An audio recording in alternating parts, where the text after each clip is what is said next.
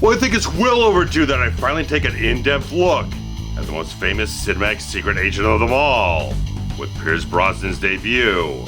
It's James Bond 007 in GoldenEye.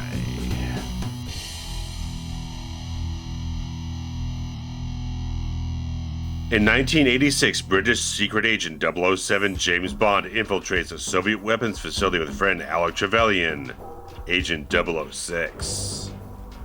However, things go awry as an alarm is tripped, and Trevelyan is seemingly killed by Colonel Arkady Urumov.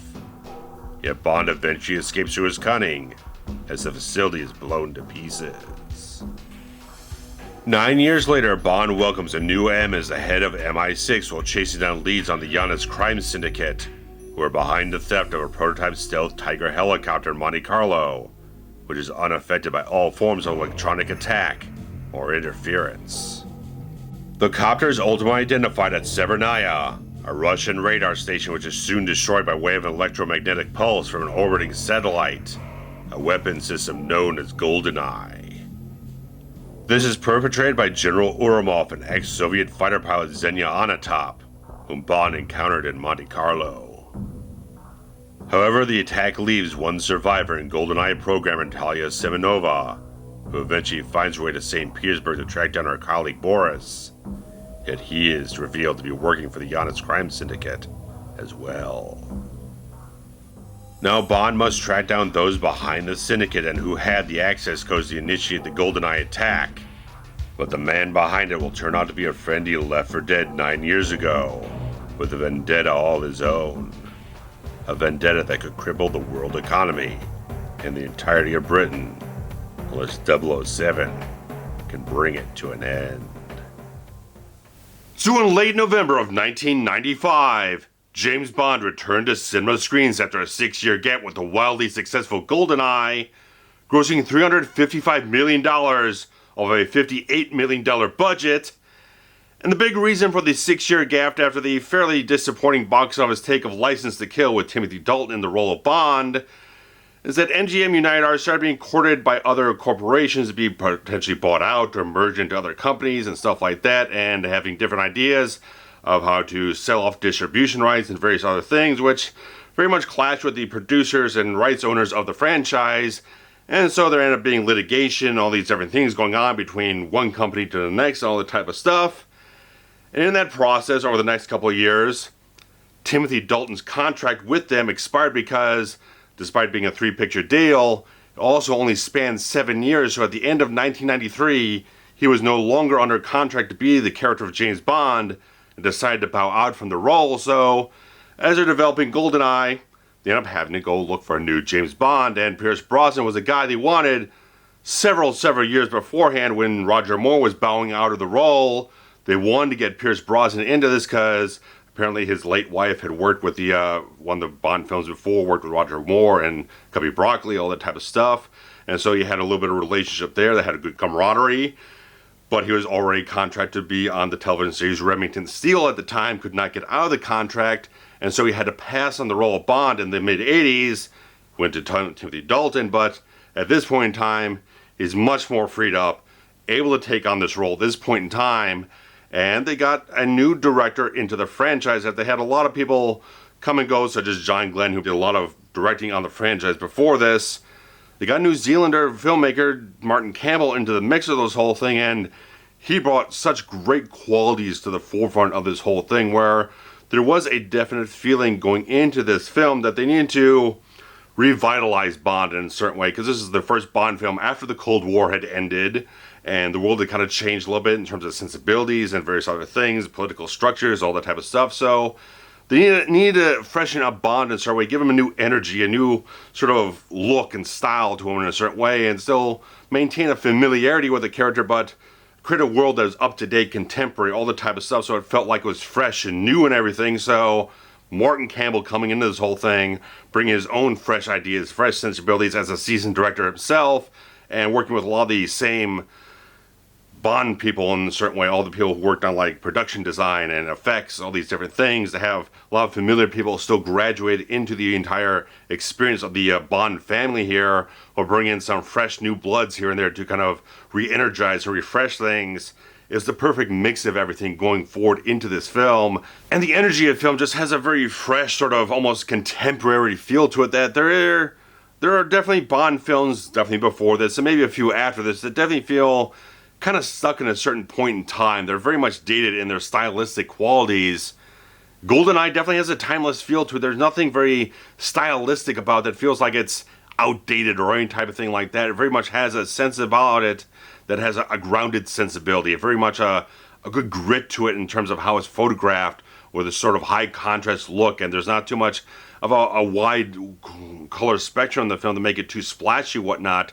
There's a grounded sense about the whole film that really kind of reflects in how the drama and all these different things kind of move forward in the film, but there's still a sense of great levity to the film. There's like a great balancing act with how Martin Campbell just handles all these delicate little things that make Bond so much of a relevant and entertaining franchise. He really just nailed these types of qualities to make the film very much harkening back to the way you remember Bond, but it still has a way to make it feel modern and contemporary. It just feels so very just naturalistic in a certain way. I very much like how the film looks, I like how Martin Campbell directs everything to move the thing forward on such a good clip, whatnot. It's like the film doesn't have any fat, doesn't have any like frivolous moments or whatnot. It just has a very good, lean, straightforward type of story that has good twists in it as well. But I like how he has this steady hand. He's definitely a seasoned director at this point in time, knows how to handle all this type of stuff, and work in this very strong precision machine that is the Bond franchise. And it's such a great little thing that when they went into production on this whole thing, they had the wonderful 007 stage, which was like the biggest sound stage you could find anywhere. Wasn't big enough to handle the stages, the sound stages, all this type of stuff, the sets they needed to do for this film. So they had to take over an old Rolls-Royce factory near Leavesden or whatnot, and end up having to use that or retrofit and making this big new soundstage, which was even larger than the one they had before, to make all these different stages, all these different things, all these action set pieces come to life and everything, and these wonderful imaginative production design that they have in the film that felt, again, very modern, had a good sleekness to it. All these different things just came off very, very well in the film in terms of the style, the approach to everything. I think they just put together the right people in the right places to make everything just look so damn good in this film and come off with such a great piece of direction here. I just like how they do things in the film itself to just kind of poke fun a little bit on the conventions of the franchise in a certain way, where you've got the brand new M in the film portrayed by the fabulous Dame Judi Dench here, kind of grilling 007 a little bit, that he's a sexist, misogynist dinosaur, relic of the Cold War type of stuff. So they're addressing what the critics would say about the franchise going up to this film, saying, oh, it's outdated, it's irrelevant, you can't really do this, leave it in the past, don't do anything like that. But they make the characters aware of these types of things without making it weaken a nod or whatnot. It's like it's very much approaching the character of Bond, what he is, who he is, how he handles things, and driving that forward with these new fresh elements into the story to kind of just have those moments that'll be like, yeah, we know these things. You might say Bond's irrelevant, and you might say Bond it just doesn't fit in this world or whatnot, but we're going to prove you wrong, even while we're kind of grilling that into the character himself in the context of the film. So it's like it was smart enough screenwriting to add those things in there and have the right tone approach to it and everything. It was such a really well put together script in this whole thing that just wrapped up all the right elements to create a compelling and interesting Bond. And of course, Pierce Brosnan, like I said before, came on this whole thing after them wanting him for a very long time and not being able to kind of grasp him because of all these other contractual obligations, all this type of stuff. And this is the first Bond film I ever saw, so of course this does have a certain sensibility about me having an affection for this type of film and just having a gravity towards Brosnan. But in this film, I think is a really fantastic Bond.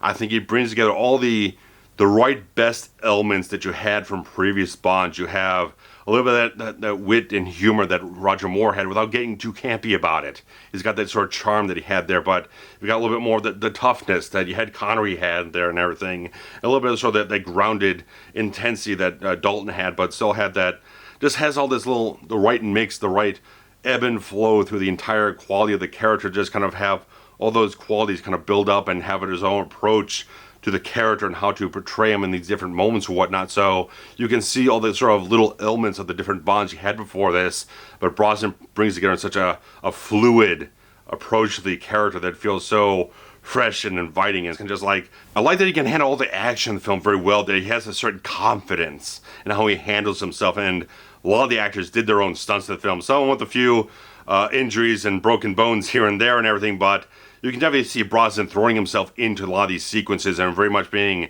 present in those moments where he had some of the Roger Moore stuff. You would be shooting his stuff against like a rear projection screen and not having him actually in the action or whatnot. Having a guy like Brosnan who can get into that type of stuff and being very present, having modern filmmaking techniques to use all the effects work to kind of amplify the sequences and have him be very much in the thick of things, it's such a great thing to just have more the quality of the character, more the quality of performance added into the action of the film itself.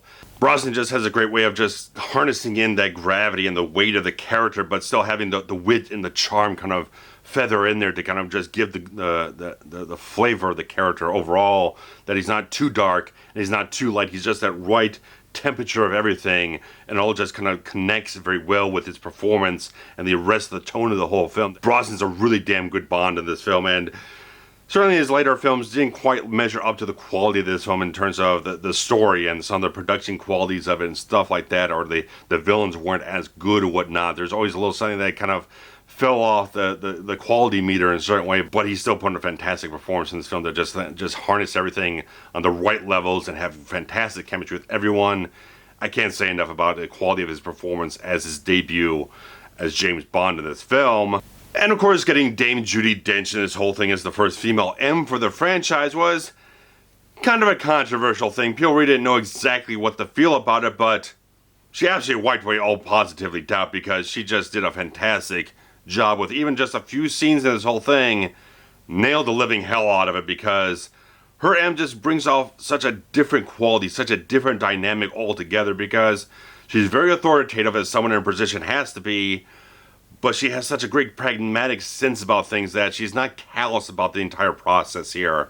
That it, like she says, if she's going to send someone out there in a dangerous situation where they might die, she's just not going to do it because someone has a fleeting idea about doing something or whatnot. She wants to make sure that there's a solid foundation for why they're going out to do something. I just like that quality about that. She puts the screws to Bond there. She doesn't like his attitude. She doesn't like how he does things. She doesn't like all these different types of things where he kind of subverts authority and all this type of stuff, but she still cares about him. She still wants to make sure that the agents she's working with go out there and they come back in one piece. She doesn't want to see one of her agents just die in any type of way possible. She does have a care about that, and I like that there is a certain mutual respect that they have at the end of that one scene there between Bond and M.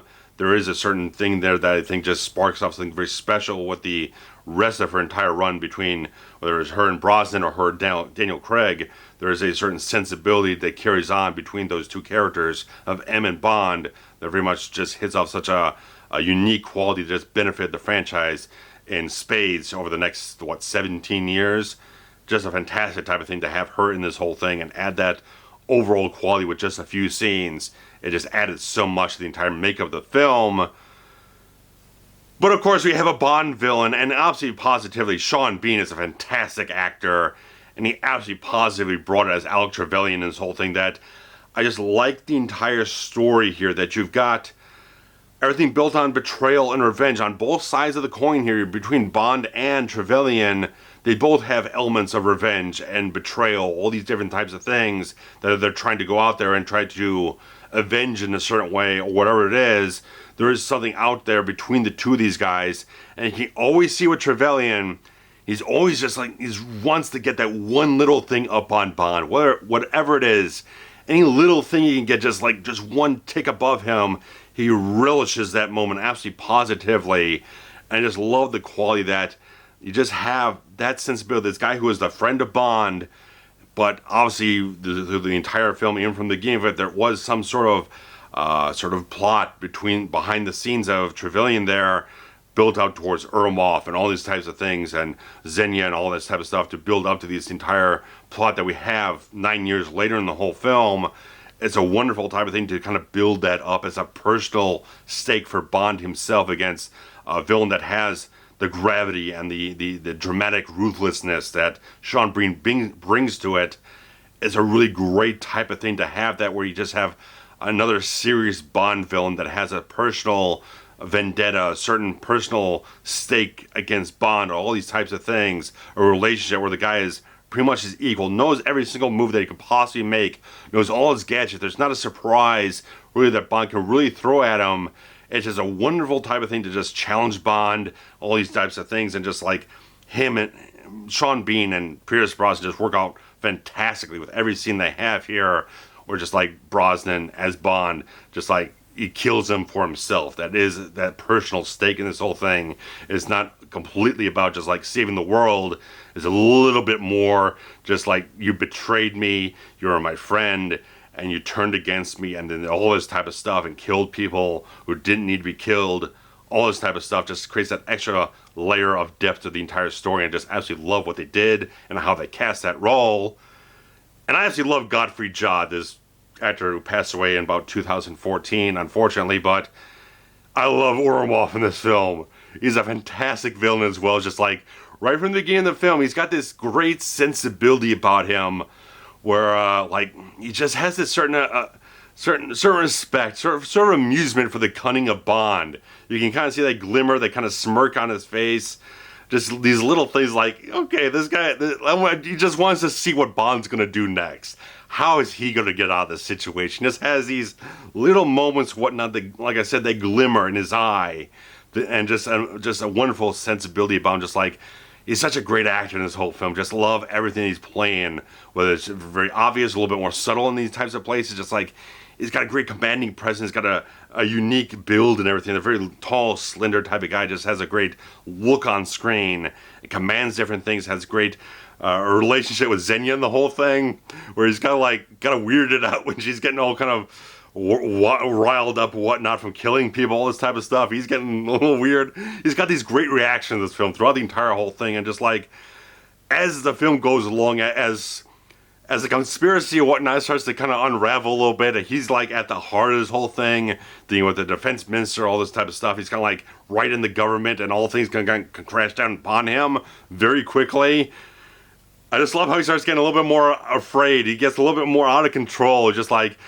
But by the time you get to the point where Bond's been captured and he storms into that interrogation room, he's like, the collar's all open. He's kind of got a beard stubble and everything. He's a little bit disheveled, and he's sweating. And he starts when the tank chase starts, and he's just knocking that flask back. Just like, I love the quality of the character. He's got such an entertaining quality and energy about him that just makes him such an engaging character. Gottfreid is a wonderful presence in this film. It's kind of sad that he kind of gets kind of offed in a sort of a unceremonious fashion in the film, but I don't think there would have had much of a point to have him in the rest of the film after that point on the train and whatnot, where he gets killed. But still, he put together a fantastic performance, and like I said, he passed away a couple of years ago, but he was a really good German actor portraying a Russian in this whole thing. Top-notch type of stuff here. Of course, we got some absolutely fantastic Bond girls in this film, starting with Izabella Scorupco, who just brings such a wonderful quality of the character of Natalia here that I love so much that at the beginning, the entire relationship she has with Boris there, that he's always playing these little innuendos and games with the passwords and the hacking, all this type of stuff. It's a little salacious type of thing he has going on there, and she's kind of like playing with it and playing against it, stuff like that, being annoyed by him a little bit. So it's this nice relationship they have there that creates a friendship and a friction as the film goes on. You see the different twists and turns the two characters take and everything. I love that type of stuff. Just like she has great sense of assertiveness and confidence, but you see how she has this sort of vulnerability about herself in a certain way. Just she can be open and tender, whether it's with Bond or when she's desperate and escaping the dish after it's been destroyed by the GoldenEye satellite and everything. But she has that perseverance, that way to fight and survive in this whole situation, to be smart and cunning and stuff like that, to be able to find her way back to St. Petersburg and try to unravel this whole thing, what the hell is going on and everything. So it's very interesting how they just build her up as a very confident type of character that has something to give towards the narrative of the whole film. And give a little reflection on Bond himself. I like that little moment between the two of them on the beach there where Bond is kind of reflecting off about all the stuff with Alec and everything. And she just kind of like gives this sort of introspection into Bond himself. Why you gotta be so cold? Why you be so distant? Whatnot? It's like it's what keeps him alive, but also keeps him alone. It's a nice little reflection to add that little beat in the whole film, to have something for her to have to say about Bond, and have a little something for Brosnan to kind of bring into the reflection of the character after all these years and everything, and his interpretation of himself. So it's a really good thing, and they have such fantastic chemistry between each other. I love that they just have this sort of equality between them, that he doesn't treat her as anything less than what she is, and she's always strong and assertive in the relationship between the two of them. So they've got such a great thing going on between them throughout the entire course of their screen time together. Is absolutely fantastic. I think she's one of the best out there. And of course, getting Famke Janssen in this whole thing is just absolutely just wonderfully fantastic type of stuff. And apparently her being cast in Clive Barker's Lord of Illusions, which is also an MGM-UA film, got her into this film because apparently because she was working on that film for the studio, they saw her in that and knew they were casting new Bond girls. Like, this girl looks really damn good. She's a fantastic actress. She looks like $1 million goddamn bucks. Let's fly her out for a screen test for GoldenEye, have her test for Xenia, and obviously blew it the hell away. So that's a fantastic type of little thing there to have Clive Barker kind of discover her in a certain way, put her into that film, which led into this much bigger thing that completely blew her career completely wide open. And I love the character of Xenia. She just got that, she's got that dark edge to her. She's got that kind of just a bad girl edge to her the whole time. You know, first second she shows up on screen, you know she's just all kinds of trouble waiting for you. And she just never fails to live up to that quality of the character, that she's got such that lustful passion, the whole thing with killing people and all that type of stuff, just like this weird fetishization she has that, again, Oromov has this weird reaction to throughout the film, and all these different things. She's got such a cutting quality about her that she's just as confident and just as deadly as anyone else in the film. I just love the quality that you have such a sexualized character that's still as dangerous as anyone else, and just like it has such a great intrigue. It carries on such the sort of eclectic nature of Bond henchmen or henchwomen, as the case may be, but still brings like sort of a modern type of feel to it, a little bit more a sexually free type of character in a certain way, and having such a perverse nature about her. It's a wonderful performance. It's a fantastically interesting character to throw into the mix of the whole thing, to just make it constantly fascinating and just bring the sexuality of Bond into a dangerous situation like that. It's a wonderful idea altogether, and wonderful supporting cast. Alan Cumming is just absolutely brilliant and hilarious in every single scene he has in this film, just killing it all over the place. Kind of interesting to have Joe Don Baker show up in this film after he'd already been in The Living Daylights as a Bond villain, but I think so much of this character of Jack Wade from the CIA works so much better than what he did back in Living Daylights. I think he just nailed the living hell out of this character. I just like between Wade and Bond that they have such a stripped down sort of mentality between them, that they kind of bond between one another early on in the film and whatnot, where they have this sort of different attitudes, different personalities. One's a little bit more kind of down to earth, kind of grounded type of guy. Bond's a little bit more Bond and everything. So it's a really good dynamic, and kind of disappointing they only brought Joe Don Baker back for the next film and didn't use him ever again, because I think that was a really wonderful character to kind of add in there after they kind of did away with Felix Leiter after his legs got chomped off in License to Kill. So they brought in a new character, which I thought just brought a whole new dynamic that was really fresh, funny, and entertaining. And just everyone in this entire cast just nailed the living hell out of everything. It's 5 stars across the board, with Martin Campbell's direction just on top form here all over the place. But of course, you talk about Bond films, you got to talk about the action in the film, and absolutely positively, the action in this film fantastically satisfies, because Martin Campbell brought in a very regular collaborator he had with the second unit director of Ian Sharp, and not to use a pun or whatnot, but the action in this film is very sharp. It's so very well hit on every single level. Just again, the cinematography of the film nails everything. How they block different scenes and how to photograph the action and how to edit it all together, how to construct it in every type of way possible, between all the stunts they have to do, all the different vehicles they have to use, all the different effects work they had to use. everything comes together beautifully. Everything just hits on the right levels to get just all the action jam-packed in this film at the right moments in time, where nothing ever is not driven by the plot.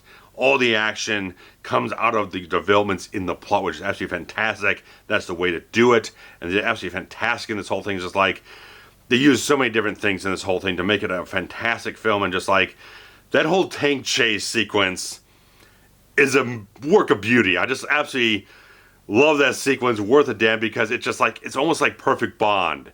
Bond with a certain wit that he has, the humor and whatnot, is like, yeah, I'm going to take this tank, barrel through the streets of St. Petersburg after Urumov and all this type of stuff, and nothing's going to get in his way. So it's like, it's just this barreling, battering ram through the streets of St. Petersburg, and Bond just having those little moments of whatnot, fixing the tie, or these little moments of whatnot, just adds that little flourish of the character that just hit off perfectly. Every little thing that they did, everything they just hit off.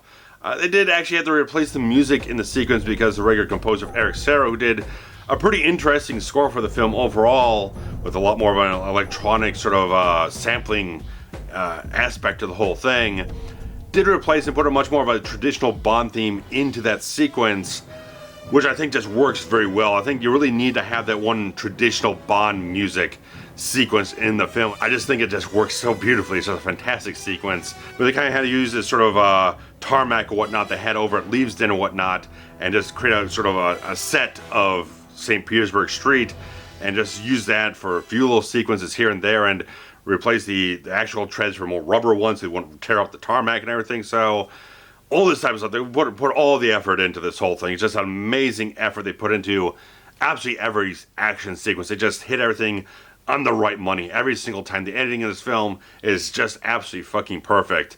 And it's like, I love the action so much because it still has that edge, still has a visceral quality to it, that everything still hits on a certain grit that just really kind of just resonates with me. I just like that they have that quality in the whole film, that because it is a more emotionally charged story, you have a little bit more going on when you get to the climax, where just Bond and Trevelyan just knocking each other the hell out, and that entire satellite sequence, that dish or whatnot, all that stuff just hits hard. It's all steel and concrete type of stuff, just bashing these two guys around, and just like, you can feel the emotion in the entire sequence where these two guys just really just ripping each other, throwing each other like hell apart. I just love it. I just love every single thing about the action of this film. It just hits on so many big and different levels. Every action sequence is a different style, different quality to it, and everything just comes together in such a fantastic package that absolutely satisfies totally. And the effects work in this film just kills in so many places, because they finally had the ability to do digital effects. It was now progressive point in the digital age where they could really do some really good stuff here, and had the money to do it as well, and hire the best to be able to do it.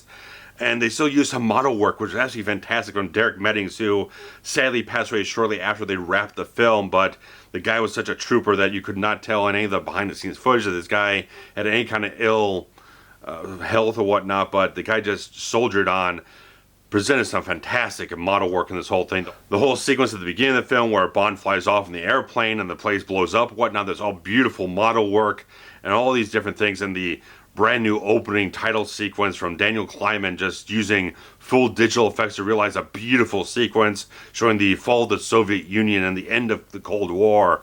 All that type of stuff to just tell a story in that type of thing, to bring you from 86 up to 95 in the storyline. Just like, it's all really well done type of stuff. And just like, there's maybe like some blue screen stuff that's maybe like a notch below excellent.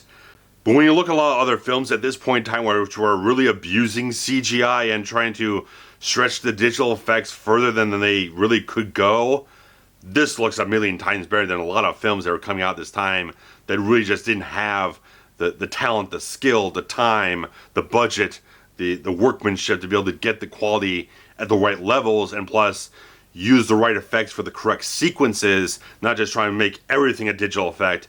Like I said, they use the model work, they use the miniatures, they use some matte paintings, some composite shots. All these little things are used where they need to, and don't overuse the wrong tool for the wrong job.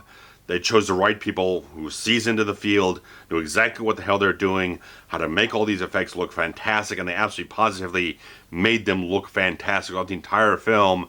Everything looks wonderful. all the effects were just top-notch type of stuff.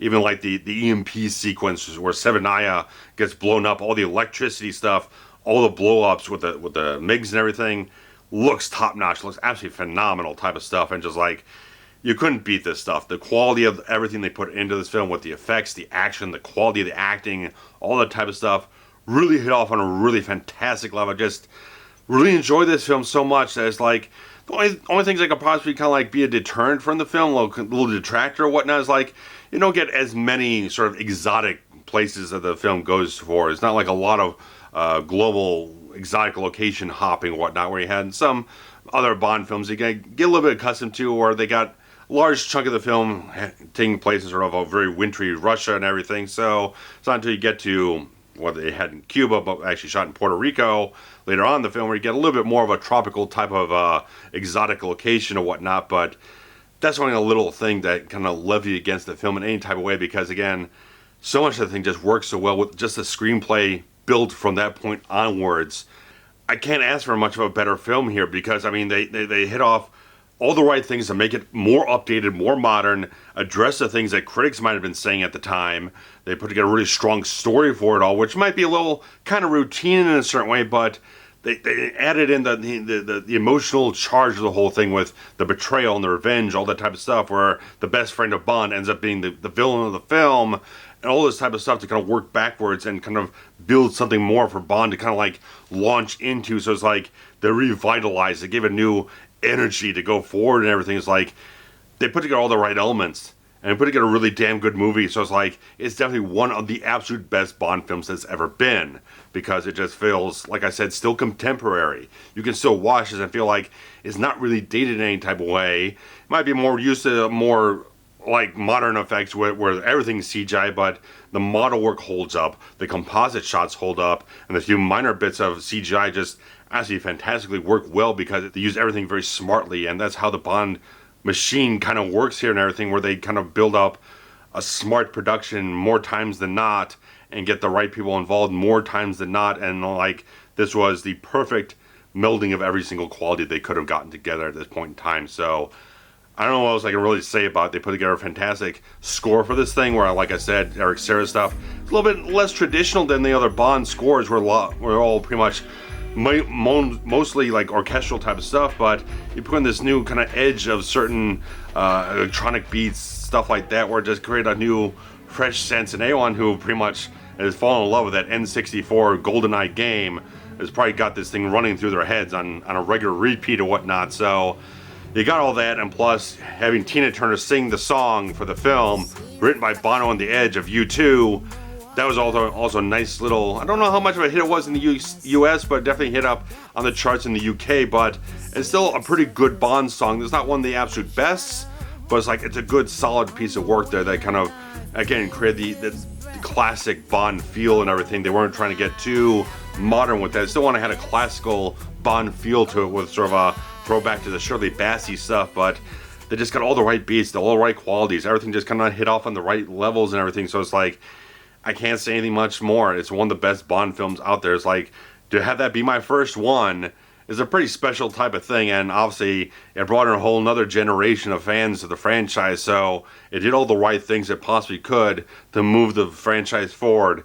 And just like, they did it again about 11 years after this with the Casino Royale. Again, Martin Campbell knocking the living hell out of that movie. So thanks guys so much for sticking around and watching a GoldenEye review from me. So what your thoughts are, what's your absolute favorite action sequence in the whole film? Because they got the whole thing with the tank, which is fabulous, the whole opening sequence as well, all the stuff on the dish at the end of the film, all these different things, the chase sequences. It's a wonderfully constructed piece of action throughout this entire goddamn movie. It all just flows extremely well, and just, like I said, naturally and organically stems out from the developments in the plot, which is just like, I can't praise that enough. Just like, it's smart screenwriting on that level to just have everything bore out of that and just build up and just create all these different turns in the film. Is a really damn good piece of work. So guys, thanks so much. There's always the Patreon if you're interested to kind of support the channel a little further and all that type of stuff. Get some early access, some exclusive content, stuff like that. So definitely check it out, or just keep watching and liking and subscribing and sharing things around. And your comments below I can't thank you enough for that type of stuff. So guys, thanks so much. Again, take care. Bye-bye.